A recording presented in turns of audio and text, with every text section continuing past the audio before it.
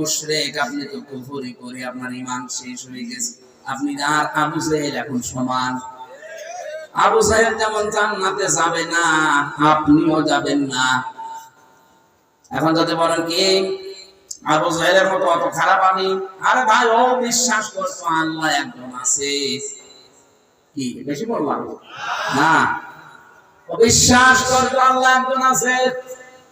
এই জন্য কাবার চত্বরে বিলাপ ধরে বদরে যাওয়ার আগে বলেছিল, মালিক তুমি আসো আমি জানি মুহাম্মদের বিরুদ্ধে যুদ্ধে যাচ্ছে বদরে, সত্যের পক্ষে যে আছে তাদেরকে তুমি বিজয় দিও। ওর দোয়া কবুল হয়ে গেছে। আল্লাহ একজন আছে যদি বিশ্বাস না করবে, কোন কারণে আল্লাহর ঘর কাবা শরীফের দায়িত্বে থাকবে বলেন? এমনকি এই গেলাম ধরে বলেছিল তুমি আসো আমি জানি। তোর কাজ ছিল মুশরিক ছিল, শিরিক করতো, নিজেকে টিকিয়ে রাখার জন্য শিরিক করেছে বেশি দুনিয়া। এই জন্য লোকরা যারা শিরিক করে আমরা তাদেরকে মুশরিক বলি। কি বলি? আরো জোরে। মুশরিকের জন্য জান্নাত না জাহান্নাম? এরা যে জাহান্নামে যাবে তার প্রমাণ নবীজি নিজে দোয়া করেছিলেন তার আপন চাচা আবু তালিবের জন্য। চাচা মুশরিক, এই জন্য আল্লাহ দোয়া ফেরত দিয়েছে। এটা জানেন কিনা? এখান থেকে প্রমাণ পাওয়া যায়, ওয়ালাইন সাআলতাহুম মান খালাকাস সামাওয়াতি ওয়াল আরদা লা ইয়াকুলুনাল্লাহ। কোরআনে আয়াতটা কয়েক জায়গায় আল্লাহ জানিয়েছেন, হে নবী ওদেরকে যদি জিজ্ঞাসা করেন আকাশ আর জমিন কে বানিয়েছে, ওরা গ্যারান্টি দিয়ে লা ইয়াকুলুনাল্লাহ, লামে তাকদিরুনে সাকিলা, গ্যারান্টি দিয়ে বলবে আল্লাহ বানিয়েছে।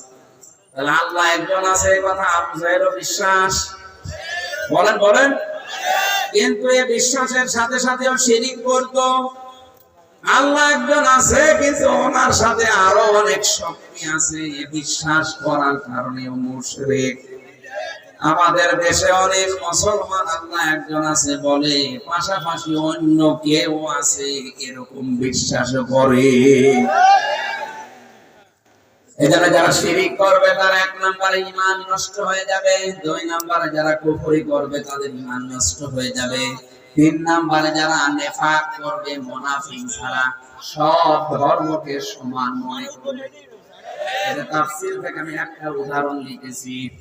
যারা সব ধর্মকে সমান মনে করে ওর ঈমান নষ্ট হয়ে যায়। এই দেশে নেই।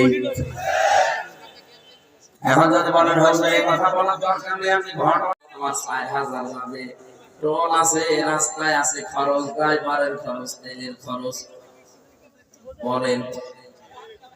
এখন ওদের যদি জিজ্ঞাসা করা হয় এটা কি জোর করে নিচ্ছে জায়েজ হবে, ফতোয়া উল্টো করে দেবে, বলে হুজুর হাদিয়া দেওয়া যায়,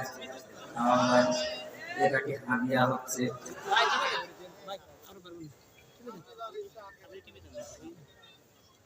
এক সাহাবীকে নবীজি ইয়ামেন দেশে পাঠাচ্ছিলেন, মুআয ইবনে জামালকে ডাক দিয়ে বললেন, মুআয ইবনে জামাল ওই দেশে তোমাকে দায়িত্ব দিয়ে পাঠাচ্ছি, দায়িত্বশীল যতক্ষণ থাকবা হয়তো মানুষ তোমার ভয়ে বিভিন্ন হাদিয়া তোফা দেবে, হাদিয়া তোফা ওই পর্যন্ত গ্রহণ করতে পারবা যতক্ষণ ওটা হাদিয়া থাকে, কিন্তু ওটা যদি ঘুষের পর্যায়ে পড়ে যায় তখন আর ওটা নিতে পারবা না।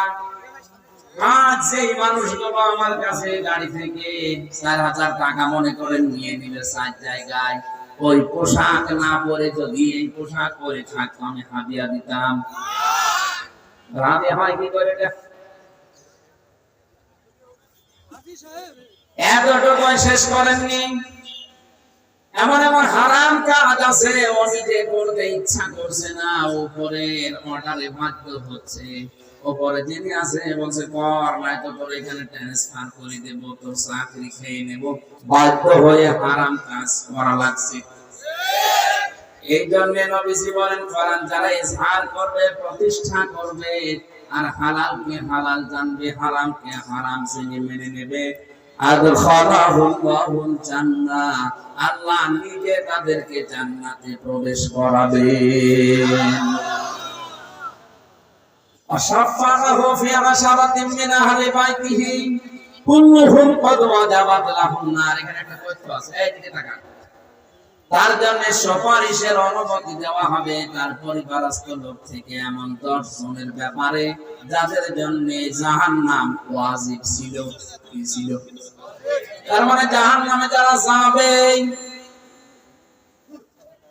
এখানে একটা ছোট্ট সূক্ষ্ম বিষয় লুকিয়ে আছে। আমি জেলখানা যাওয়ার আগে 20 সাল পর্যন্ত এই বিষয়টা ক্লিয়ার ছিলাম না।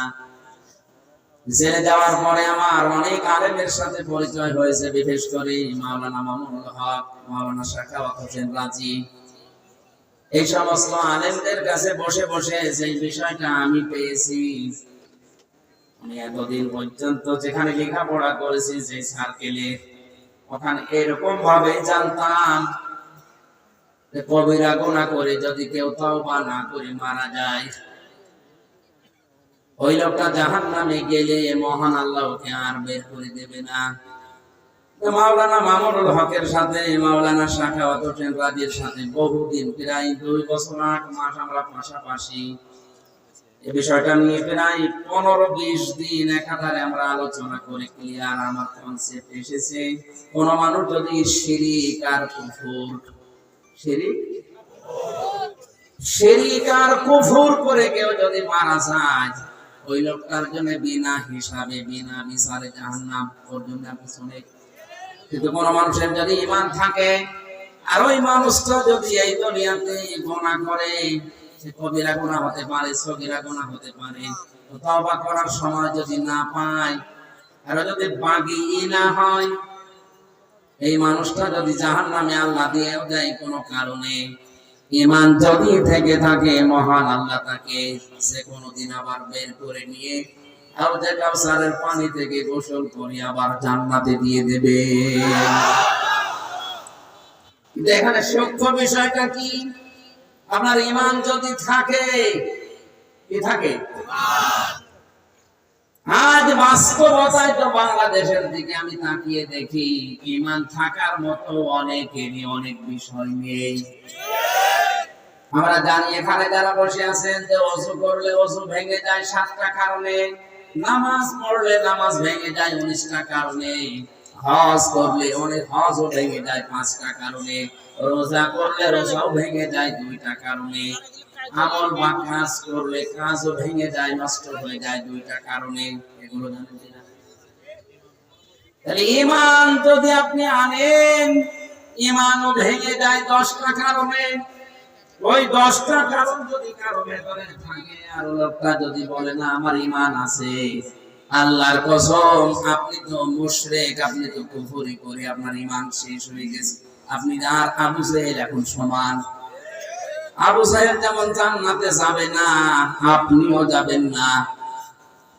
এখন যদি বলেন কি আবু জাহেলের মতো অত খারাপ আমি, আরে ভাই ও বিশ্বাস করতো আল্লাহ একজন আছে, কি বেশি বললাম না? বিশ্বাস করতো আল্লাহ একজন আছে। এই জন্য কাবার চত্বরে বিলাপ ধরে বদরে যাওয়ার আগে বলেছিল, মালিক তুমি আছো আমি জানি, মুহাম্মদের বিরুদ্ধে যুদ্ধে যাচ্ছে বদরে, সত্যের পক্ষে যে আছে তাদেরকে তুমি বিজয় দিও। ওর দোয়া কবুল হয়ে গেছে। আল্লাহ একজন আছে, যদি বিশ্বাস না করবে, কোন কারণে আল্লাহর ঘর কাবা শরীফের দায়িত্বে থাকবে বলেন? এমনকি এই গিলাম ধরে বলেছিল তুমি আছো আমি জানি। তোর কাজ ছিল মুশরিক ছিল, শিরিক করতো, নিজেকে টিকিয়ে রাখার জন্য শিরিক করেছে বেশি দুনিয়া। এই জন্য লোকটা যারা শিরিক করে আমরা তাদেরকে মুশরিক বলি। কি বলি? আরো জোরে। মুশরিকের জন্য জান্নাত না জাহান্নাম? এরা যে জাহান্নামে যাবে তার প্রমাণ নবীজি নিজে দোয়া করেছিলেন তার আপন চাচা আবু তালিবের জন্য। চাচা মুশরিক, এই জন্য আল্লাহ দোয়া ফেরত দিয়েছে। এটা জানেন কিনা? এখান থেকে প্রমাণ পাওয়া যায়, ওয়ালাইন সাআলতাহুম মান খালাকাস সামাওয়াতি ওয়াল আরদা লা ইয়াকুলুন্নাল্লাহ। কোরআন কোরআনে আয়াতটা কয়েক জায়গায় আল্লাহ জানিয়েছেন, হে নবী ওদেরকে যদি জিজ্ঞাসা করেন আকাশ আর জমিন কে বানিয়েছে, ওরা গ্যারান্টি দিয়ে লা ইয়াকুলুনাল্লাহ লামে তাকিদুনে সাকিলা গ্যারান্টি দিয়ে বলবে আল্লাহ বানিয়েছে। তাহলে আল্লাহ একজন আছে এই কথা আবু জাহেলও বিশ্বাস বলেন বলেন, কিন্তু এই বিশ্বাসের সাথে সাথেও শিরিক করতো। আল্লাহ একজন আছে কিন্তু ওনার সাথে আরো অনেক শক্তি আছে, এই বিশ্বাস করার কারণে ও মুশরিক। আমাদের দেশে অনেক মুসলমান আল্লাহ একজন আছে বলে, পাশাপাশি অন্য কেউ আছে এরকম বিশ্বাস করে। এজন্য যারা শিরিক করবে তার এক নম্বরে ঈমান নষ্ট হয়ে যাবে, দুই নম্বরে যারা কুফরি করবে তাদের ঈমান নষ্ট হয়ে যাবে, তিন নম্বরে যারা নেফাক করবে মুনাফিক ছাড়া সব ধর্মকে সমান মনে করবে।